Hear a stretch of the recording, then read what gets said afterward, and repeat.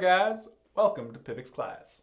Today is all about the money, or how we define money anyways. When talking about cryptocurrency, the term fiat currency comes up a lot. So the topic of today, fiat currency explained super fast. The reason that fiat currency is such an important term and gets used so much is because it is referring to the currency that most of us use every day.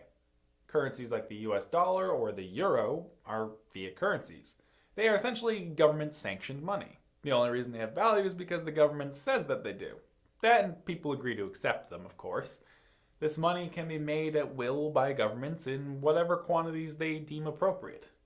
Typically, this has led to inflation, and in fact, inflation is one of the main issues that cryptocurrency hopes to solve. Perhaps we should briefly take a look at the evolution of money. I think it might help put what fiat currency is into perspective. So before money, there was bartering.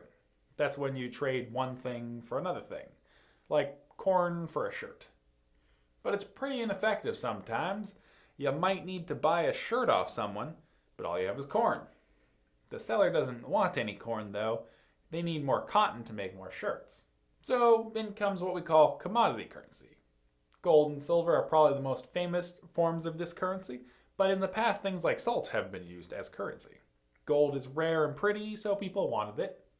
A small piece of it could buy you a shirt, so it was transportable too. Eventually it got kind of tedious carrying around gold though. While better than carrying around bushels of corn, it's still pretty heavy stuff in anything more than a tiny quantity. So people made notes to represent gold.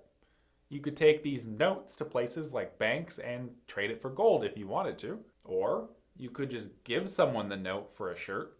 This is called representative currency.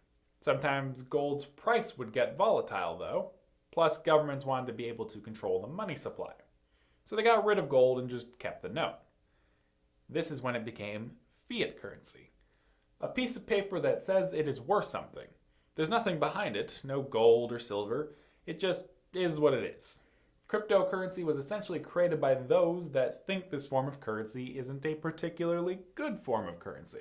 Personally, I would describe most cryptocurrencies as actually being more like online gold than they are like online dollars. But that's a story for another day.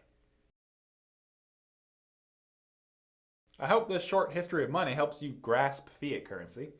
If so, please leave us a thumbs up and share the video around. Thank you for tuning in. I love having you here, and I will see you in the next Pivot's class.